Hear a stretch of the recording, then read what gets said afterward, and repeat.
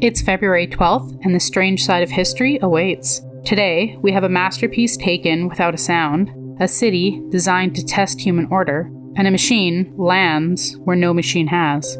Let's begin. On February 12, 1994, as the world turned its eye to the glittering opening ceremonies of the Winter Olympics in Lillehammer, something darker unfolded, miles away, in Oslo. At 6:30 a.m., two men appeared outside the National Gallery. They carried a ladder, and in less than a minute, they climbed into the second-story window and smashed the glass, and slipped inside. No alarms stopped them, no guards intervened. Their target was one of the most haunting images ever painted, The Scream by Edvard Munch. The thieves didn't waste time. They used wire cutters to slice the masterpiece from the wall, leaving the cutters behind, like a signature. The entire heist lasted about 50 seconds before disappearing into the freezing Norwegian morning, but they also left a note. Thanks for the poor security. The timing felt almost theatrical. The painting had been moved to a more accessible gallery room as part of the Olympic celebrations, a tragic convenience. While the world celebrated sports and unity, Norway's most iconic work of art had simply vanished. Weeks later, a ransom arrived, $1 million, and the museum refused. Behind the crime was the notorious art thief Pal Anger, a man with a history of targeting Munch's work. Then came the quiet, carefully staged sting. On May 7th, the Norwegian police, with the help of the British SO10 and the Getty Museum, recovered the painting, undamaged and unharmed. The world applauded the Olympics that night, but early that morning, during the festivities, one silent scream had already escaped. On February 12, 1733, a small ship called the Anne drifted quietly towards a stretch of land. At its helm, James Oglethorpe, and with him about 120 weary passengers, many pulled from England's debtors' prisons. They weren't conquerors, they were experiments. This was the birth of Savannah, but it wasn't just a colony, it was a social gamble. Back in London, the trustees for the establishment of the colony of Georgia imagined something radical, a charity colony.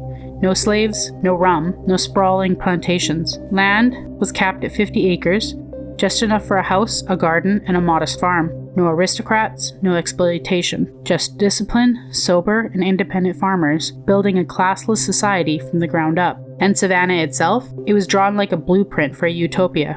A rigid grid of squares and wards, now known as the Oglethorpe Plan, order carved into the wilderness. But beneath the ideals was another motive. Georgia would serve as a human shield, a buffer between the wealthy South Carolina and the Spanish Florida. But the dream didn't last. The silk industry failed, farms struggled, and whispers began. Neighboring colonies were prospering with enslaved labor. By 1752, Georgia was no longer an experiment. It was a royal colony. From what began in that February morning as a bold vision of equality slowly bent to economic pressure. Savannah survived, but the utopia Oglethorpe imagined never did.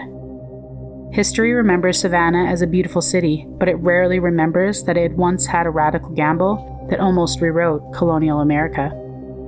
On February 12, 2001, a spacecraft did something that no other had done before. It landed on a tumbling 21-mile-long space rock named 433 Euros, drifting silently through the dark. The spacecraft was the Near Shoemaker, a probe never designed to land. Engineers at Johns Hopkins had only planned for it to orbit. For a year, it circled Eros, capturing more than 160,000 images and revealing something unsettling. The asteroid wasn't a loose rubble pile. It was solid, dense, ancient metal and stone, a relic from the birth of the solar system.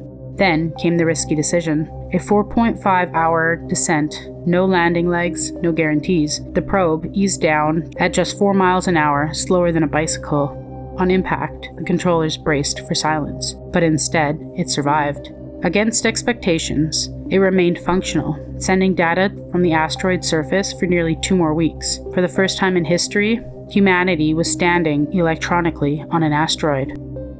The mission was named after Eugene Shoemaker, a scientist who studied the cosmic impacts. Fittingly, his namesake spacecraft became one and lived to tell the story. Another day, another strange bite from history. Like, comment, and subscribe. Your next eerie dose is just a day away.